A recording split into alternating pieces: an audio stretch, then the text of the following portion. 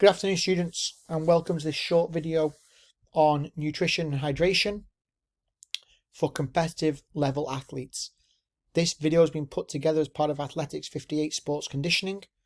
However, can also be utilized by other students and athletes as a resource to help improve their performance. In this video, we're going to look at the importance of understanding nutrition and hydration and how it can affect sports performance. We'll identify the macronutrient food groups, carbohydrates, proteins, and fats, and discuss their impact on performance. We'll identify good and bad snacks. We'll talk about when eating and how much you eat in the build-up to performance can affect athletic performance. And we'll give examples of good snacks and also high carbohydrate snacks that athletes can eat. In addition, we'll also go through hydration. So first of all, we look at the importance of nutrition and hydration. There's much literature on this subject, and it's not always the easiest to understand. In the most basic terms possible, look at it in relation to a car. A car needs fuel to run regardless of its engine size. So whether or not you have a basic car or a sports car, your car is going to need to have gas in the tank and oil in the engine. Without fuel and oil, the car won't run regardless. You can increase your engine size through exercising and working out, but you're still going to have oil and gas in order for your car to operate. The more you exercise and the more you work out, the more powerful you can become. The more you exercise, the more you work out, the better you may be able to look and or feel. But ultimately, your car is worthless unless you make sure it's got fuel and oil in it. A car without fuel, regardless of expense, regardless of power, is simply not operatable. Therefore, an athlete that doesn't hydrate themselves and doesn't eat accordingly will simply be an expensive athlete without performance. Your fuel, your oil, is your food and water that you're eating and drinking, your hydration and your nutrition. So what effect can a good diet and a bad diet have on sporting performance? Well, a good diet can fuel the muscles, can help give the athlete energy and focus, can promote recovery for the athlete after performance, can reduce the chance of an athlete becoming ill or getting injured, and can help an athlete achieve their best or their optimal level of performance. However, an athlete with a bad diet, with a poor diet, can expect lower energy levels before or during a contest, can expect slow recovery or increased fatigue after performance has taken place, that can expect to see muscle loss or lack of muscle gain. They can be working hard but not seeing the value, and can expect an increased chance of potential breakdown. So when should we be eating? So if we look at the value of nutrition as it relates to sporting performance, when should we be eating? How you perform in a game is based on what you have eaten the days before performance, not just the hours before. You can't expect to perform well either in a soccer game, in a training session, even in a race, if you have not looked after your body, not fueled correctly for a week, and you expect to fuel okay just in that day. The reality is what you've eaten the days before performance is more important than what you eat the morning of. So in the days leading up to a game or an event, an athlete needs a healthy, balanced diet. Needs to avoid saturated fats and sugary foods. That should be a general lifestyle principle diet of a competitive level athlete. Then 4 to 5 hours before a game, so this can be breakfast time for an early afternoon game, it can be lunchtime for an evening game, 4 to 5 hours before, a carbohydrate rich meal. And we'll go through what carbohydrate rich meals are in later slides. Getting some energy into your body 4 to 5 hours prior to a game. 2 to 3 hours prior to a game. So if you have a midday game or a late morning game, 2 to 3 hours before, it has to be a lighter meal. You can't be putting heavy meals into your body 2 to 3 hours prior to a game. So 2 to 3 hours prior to a game, a light meal, a light lunch. And then 1 to 2 hours prior to a game, now we're looking at a carbohydrate rich snack or a power shake, because big meals close to a game or close to competition can actually sit on your stomach and hinder your performance. So when we're looking at what we should be eating, a general lifestyle of a competitive level athlete should be a balanced diet year round, season long. 4 to 5 hours before a game, a carbohydrate rich meal. 2 to 3 hours before a game, a lighter lunch, nothing too heavy on the stomach. And 1 to 2 hours before a game, a power snack or power shake, something to give us a final boost. So now let's look at those different food groups. We're going to look at 3 different food groups: the macronutrient groups of carbohydrates, proteins, and fats. We're going to look at what each of them does for us as competitive level athletes. So first of all, we look at carbohydrates. These include things like pasta, bagels, cereals, fruits, and muffins. There's actually a list later in the video of more carbohydrates. But carbohydrates are the most efficient fuel for energy production. This is the most important food group for competitive level athletes. And that is because the fuel from carbohydrates is stored and readily available as glycogen throughout our workout. And this is especially important for athletes engaging in activity of 60 minutes or longer, such as competitive athletes.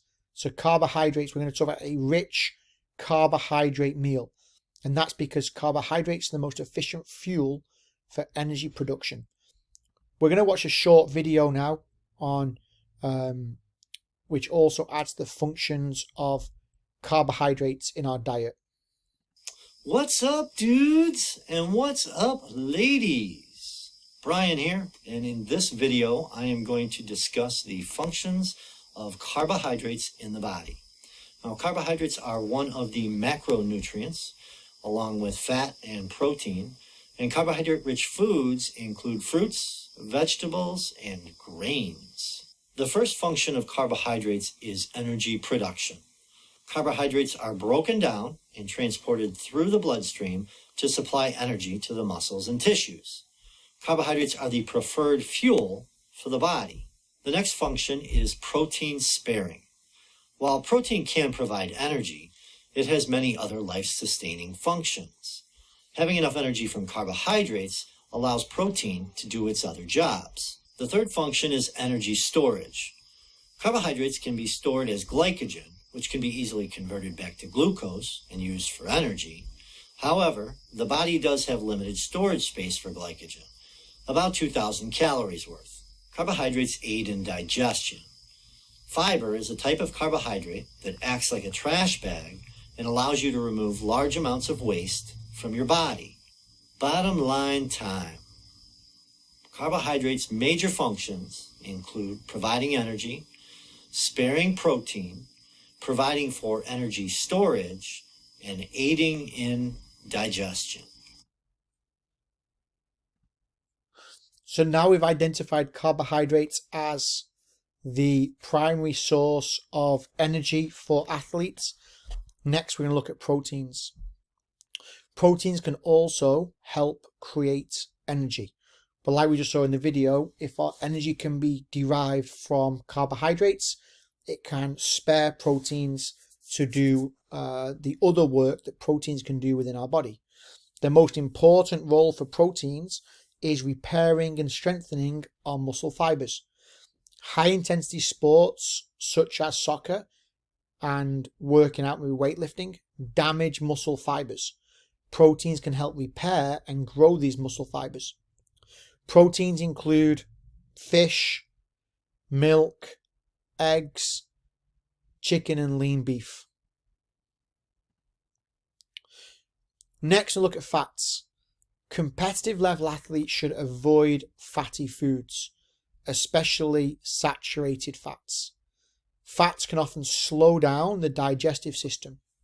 While some fat is inevitable in your diet, and actually some fat is required in terms of protecting some of your organs, they offer very little value in sporting performance. You want to reduce your fats. Fast food nearly always contains saturated fat. Butter, mayonnaise, and even salad dressings can contain fats that we want to avoid. So let's now list some good examples of snacks for soccer. Often these will be carbohydrate rich, protein rich, and fat reduced. Good snacks for soccer players, and I tried here to also consider budget. A lot of this will be either to youth or collegiate soccer players or level athletes, and therefore I've tried to take into account the budget restrictions associated with eating healthily. Good snacks for soccer players can include apples, bananas, raisins, crackers, bagels, muffins, granola bars, fruit snacks, fig Newtons, apricots, blueberry muffins, breadsticks, popcorn, cereal, juice boxes, vegetables, and fruit sauces. They're snacks. And then you have other carb-rich foods such as corn, broccoli, potatoes, beans, peaches, oranges, pancakes, waffles, oatmeal, and pasta. They're all carb-rich foods that can help generate good energy for athletes. But it's also important that we look at what do we do after activity. So we've talked about the foods before activity in the days leading up to, 4 to 5 hours before, 2 to 3 hours before, 1 to 2 hours before. But also post-activity is equally important. What you eat immediately following activity is valuable to muscle recovery. Muscles are craving replenishment. Do not starve them of fuel after a workout. Chocolate milk is a very popular post-workout or post-activity refueling item. Fruit, power bars, protein shakes, and water. Getting some food into your body within 1 hour of a workout or a game of soccer is very important to fueling your body after workout. And then hydration. Whilst water doesn't necessarily give you energy directly, it's a vital part of almost every bodily system. Dehydration, which comes from a lack of water, can see a loss of function, not only performance. So when it comes to hydration, we're not just looking at the effects on performance, but we're actually looking at the effects on function. Dehydration or excessive heat can actually create dysfunction and a loss of function in the athlete. And this is especially important in high temperature training. Again, the athletes that this video is made for in San Jose, California, there are times in our summer when we're training in 100 degrees or above, and training in increased temperatures like that will certainly create a need for more hydration or an increased chance of dehydration. In general, competitive level athletes should be looking to drink 2 liters of water per day. Competitive athletes should be walking around with a bottle of water in their bag and continually drinking. 1 liter of 1 liter of bodily fluid bodily fluid can be lost from your body in hot conditions per hour. So if you're have a soccer training and you're working out at a high level, you can actually be losing 1 liter of water from your body that needs to be replenished. And dehydration is not only a concern for athletic performance, but is also a concern for health. So what did we go through in this video? First of all, we went through the importance of understanding nutrition and hydration. If we look at it in the context of a car, regardless of how powerful your car is, regardless of how much you work out and you exercise, if your car does not have fuel and oil, food and water inside it, it will simply not be able to move. We looked at when to eat. Healthy eating is a lifestyle, is not something you can do the morning of an event or competition and expect to see value. It's what you eat in the build up to games 2 to 3 days before is more important than what you eat the morning of. That being said, 4 to 5 hours before a game, a carb rich meal. 2 to 3 hours before a game, a lighter lunch. 1 to 2 hours before a game, should be more of a snack or protein shake or protein bar.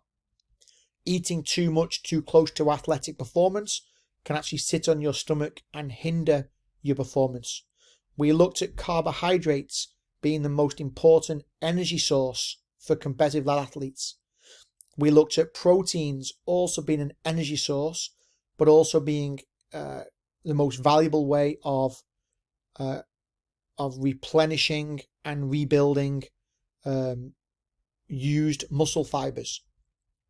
We also looked at fats being something that we want to typically avoid as competitive athletes.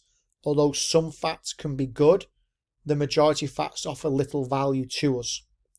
We identified a list of good snacks which you can refer back to in the video, and we also went through a list of high carb containing foods. What kind of carbs will we have in a carb rich lunch? Finally, we went through post-workout or post-activity. What you eat and what you drink after workout is important in addition to before. At the end of a workout, often your muscles will be thirsty, will be hungry, will be starved of vitamins and nutrients, and will need to be fed, will need to be nourished. Eating within 1 hour or drinking within 1 hour of activity is vital.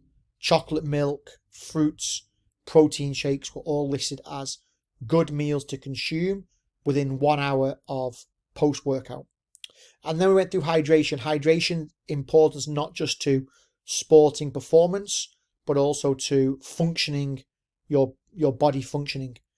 Athletes should be walking around carrying water readily available to be fueling their body, and should be drinking 2 liters of water per day. Athletes that work out in high temperatures, such as San Jose, California, can also expect to lose additional water during workout, and that needs to be replenished. If you have any questions, please feel free to reach out, simon.cook@evc.edu. Thank you.